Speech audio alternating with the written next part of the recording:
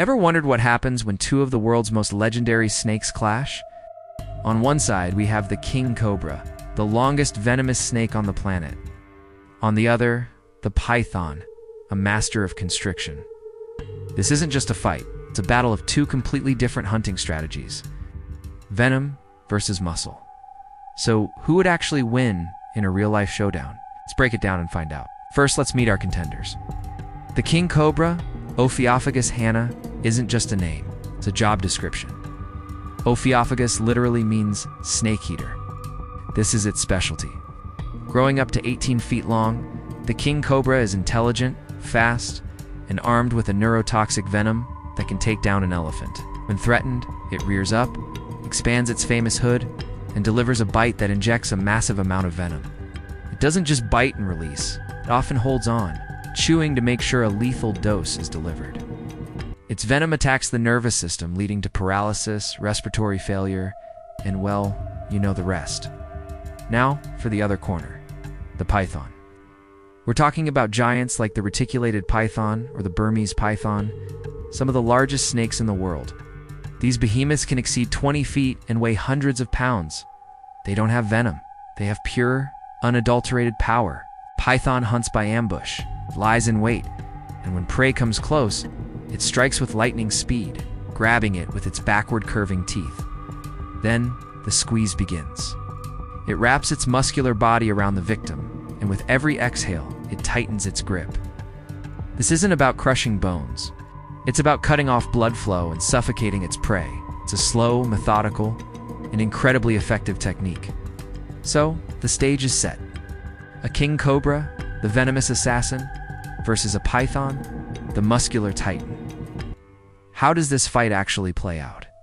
Let's imagine them meeting in their natural habitat, somewhere in the jungles of Southeast Asia. The encounter likely starts with the KingCobra. As a snake eater, it might see the python, even a large one, as a potential meal. The cobra would approach cautiously, using its excellent eyesight to assess the situation. It would raise the front third of its body, flare its hood, and issue a deep, intimidating hiss that sounds almost like a dog's growl. This is a warning. It's the cobra saying, "I am the king here, and you are in my way." The python's reaction would be different. Pythons are generally less aggressive and prefer to avoid conflict if possible. Its first instinct might be to freeze or slowly try to move away. It doesn't have the fight-first mentality of a cobra. But if the cobra presses the attack, the python has no choice but to defend itself. It would coil up tightly, protecting its head in the center of its massive muscular coils. This defensive posture makes it a difficult target. Now, the first move is critical. The KingCobra needs to land a successful bite. Its advantage is speed and reach.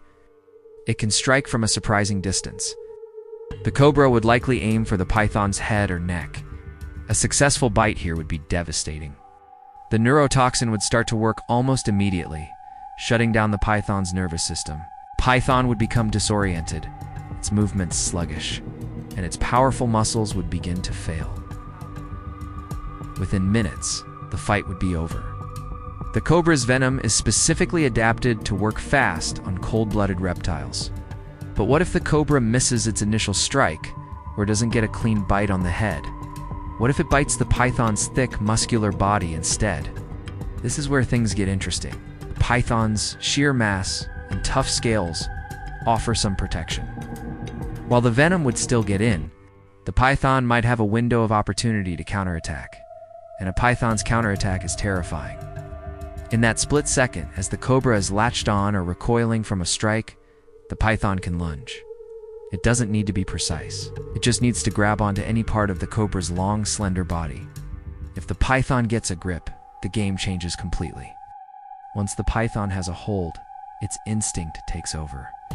It will immediately begin to wrap its powerful coils around the cobra.